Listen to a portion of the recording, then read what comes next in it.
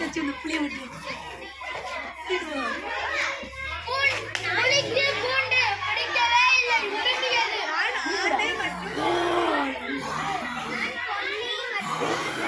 முதல் நாள் புலிக்கு கறி துண்டை போட்டனர், சாப்பிடவே இல்லை. இரண்டாவது நாள் போட்டார்கள், சாப்பிடவே இல்லை. மூன்றாவது நாள் போட்டார்கள், சாப்பிட்டு விட்டது. கொஞ்சம் கொஞ்சமாக காட்டுப்புலி கூண்டு புலியாக மாறியது.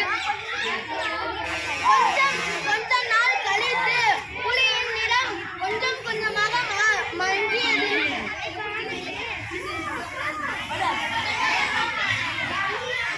அடுத்த நாள் புலியின் நிறம் முழுவதும் மாறியது. புலிக்கு என்ன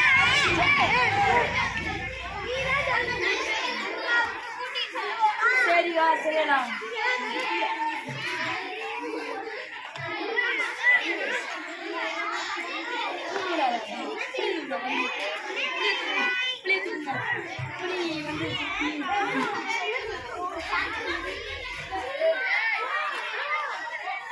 கூட்டத்தில் இருந்து ஒருவர் சொன்னார், புலிக்கு ஓவியரை கூட்டிட்டு வந்து வண்ணம் தீட்டலாமா?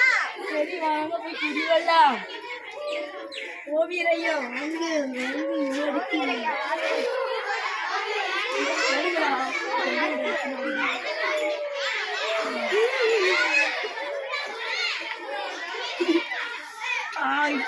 புலிக்கு வண்ணம் தீட்டினார்.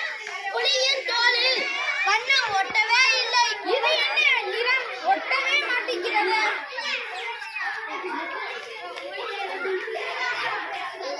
மறுநாள் ஒரு ஓவியர் வீடு வீடாக ஊர் ஊராக சென்று ஓவியம் தீட்டுவார். அவர் காற்றை கூட வரைந்து விடுவார். அவரை போய் கூட்டி செல்வோமா?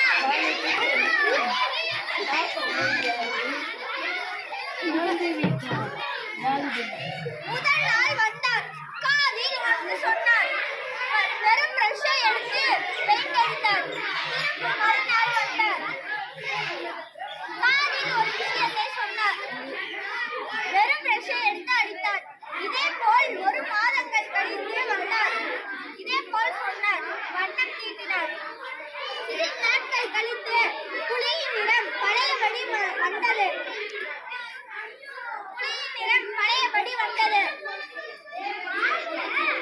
கூட்டத்தில் இருந்த ஒரு பையன் ஓவியரிடம் ஒரு விஷயத்தை கேட்டான். காதிற்குள் என்ன சொன்னீர்கள்? நான் தினமும் கூண்டிற்குள் நுழைவேன். காதிற்குள் நீ நாளைக்கு விடுதலை ஆகிவிடுவாய், காட்டிற்குள் சுதந்திரமாக சுற்றலாம் என்று தினமும் சொன்னேன். வெறும் பிரஷை எடுத்து அடித்தேன். அதனால் தான் இந்த புலி நிறம் மாறியது. இதனால் தான் புலி இத்தனை நாளாக சோகமாக இருந்ததா? ஆம் பையா.